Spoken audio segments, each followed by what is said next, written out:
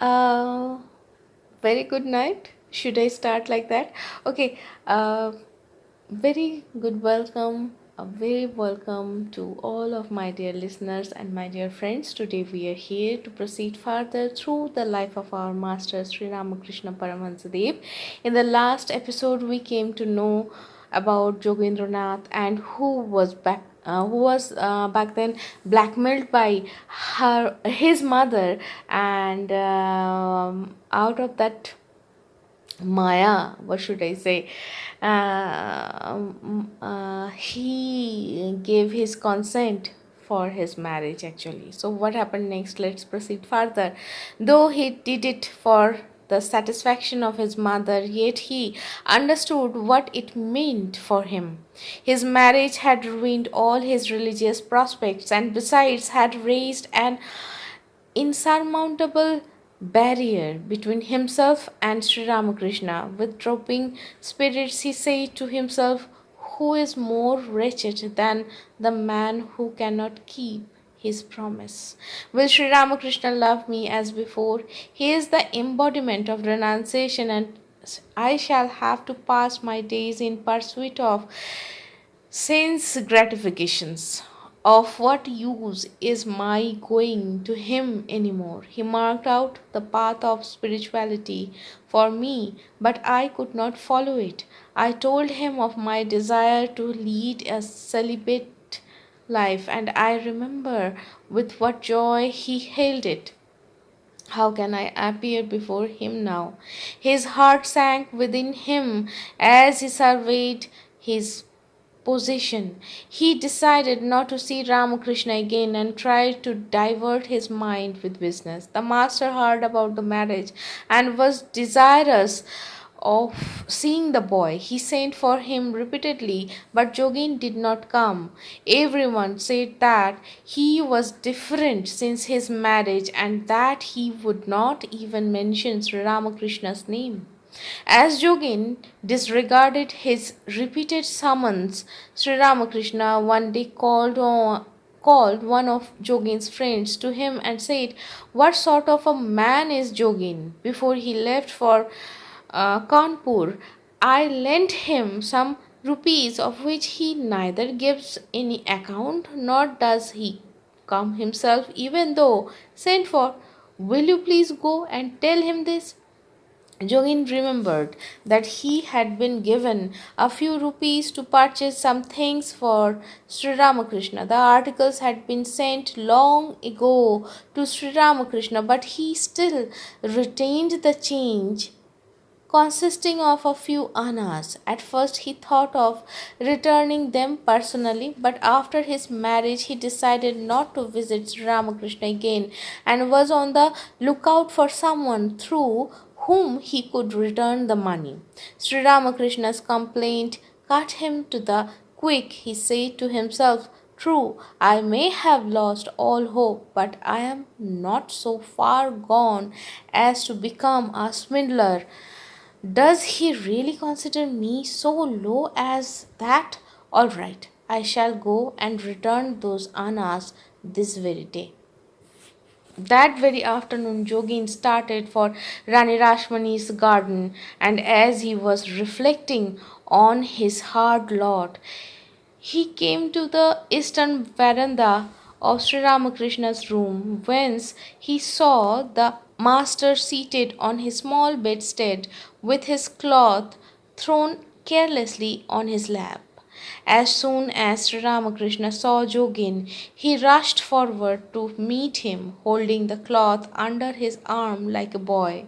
His face shone with unusual radiance as if he were brimming over with divine power. Catching hold of the boy's hand, he said, "What if you are married? Haven't I too been married? What is there to be afraid of it in that?" Putting his hand on his own chest, "If this," meaning himself, "is propitious,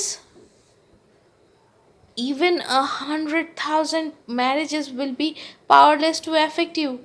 If you desire to be in the world, bring your wife here one day, and I shall turn her mind in such a way that she will be ever a help to you in your spiritual progress. But if you are averse from a householder's life, I shall devour your attachment to the world, he said, emitting fire.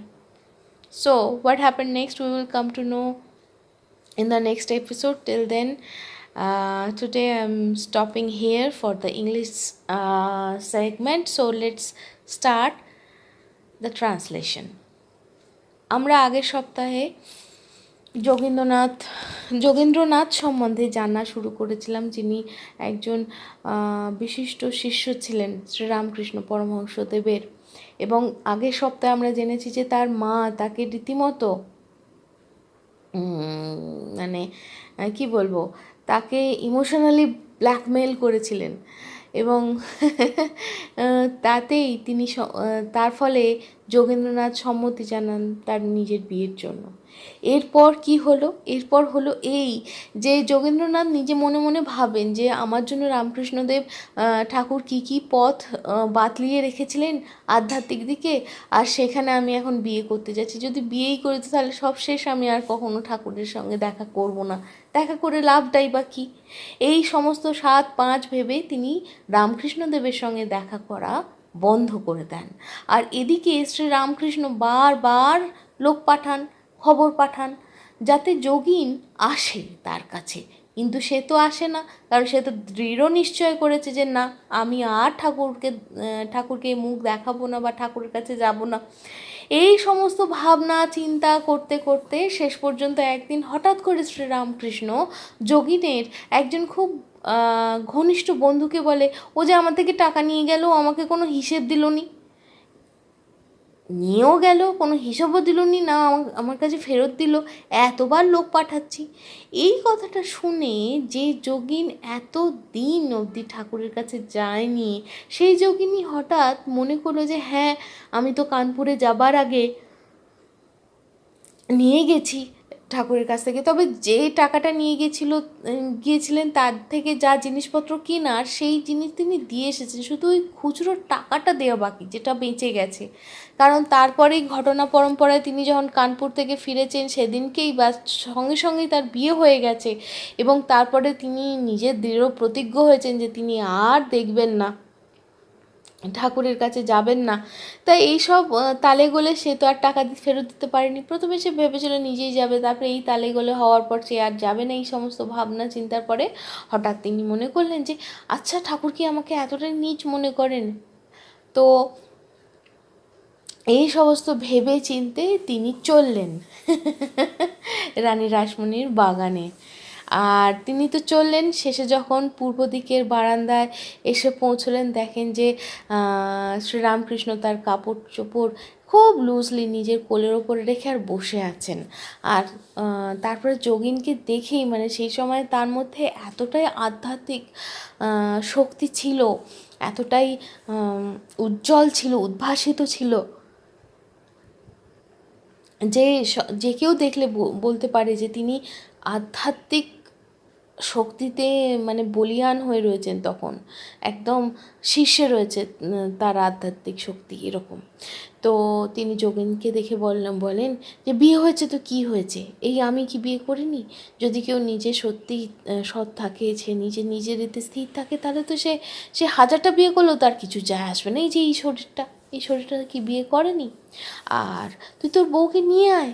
উনি বললেন তুই তোর বউকে নিয়ে আয়, আমি তার মন পরিবর্তন করে দেবো, এমন পরিবর্তন করে দেবো যে সে সারা জীবন তোর জন্য, তোর কাজে বা তোর সাধনায় সে সাহায্য করবে। আর যদি তুই বিরক্ত হয়ে যাস এই সংসার থেকে, আমায় বলবি, আমি তো সমস্ত সংসারের বাঁধন খেয়ে ফেলবো। তো এই তো হলো আজকের মতো।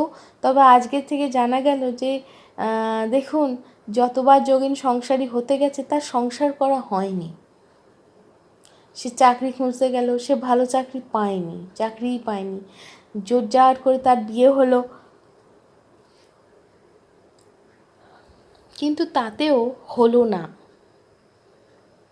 তাহলে আসল মূল কি বলবো, আসল মূল আমাদের যে টিকিটা বাঁধা থাকে না, তার যেদিকে আমাদের ধরে আমাদেরকে নিয়ে যাওয়ার দরকার সে সেদিকেই নিয়ে যাবে। যেমন যোগিনকে ধরে টেনে হিঁচড়ে কোন দিকে যে নিয়ে গেল যাবে সে যোগিন না বুঝতে পারে। অতএব সবসময় একটা জিনিস অবশ্যই মনে রাখতে হবে, আমরা হয়তো ব্লু প্রিন্ট দেখতে পাচ্ছি না, আমরা হয়তো ম্যাপ দেখতে পাচ্ছি না, রাস্তার দিশা নির্দেশ দেখতে পাচ্ছি না, কিন্তু যে গুরু সে তো একটু আমাদের চেয়ে অনেকটা ওপরে রয়েছে সাধনায়, তার ফলে তিনি দেখতে পাচ্ছেন। তাই তার ওপরে বিশ্বাস করে তার ওপর সমস্ত কিছু ছেড়ে দিয়ে নিজের কাজ করে যাওয়াটাই ভালো। এটা তো আমার ছোট্ট মনে আমার যা মনে হয়েছে সেটা উপলব্ধি আপনাদের সঙ্গে ভাগ করে নিলাম, তবে এটা করা খুব শক্ত, তাই না? তো আজ এই অবধি। So my dear friends, today we are stopping here. But before ending this episode, I hope that we will start to believe in our guides, our gurus, so that we can work without any tension. Whatever they have given us, whatever the directions they have given us. So with this, I hope that we are doing our best to serve our duties with utmost honesty and love, and we will be successful in our sadhana with the blessings of our parents, with the kripa of our guru, and as per the will of Almighty. So with this, be happy, be jolly. Shubhaya Bhavatu.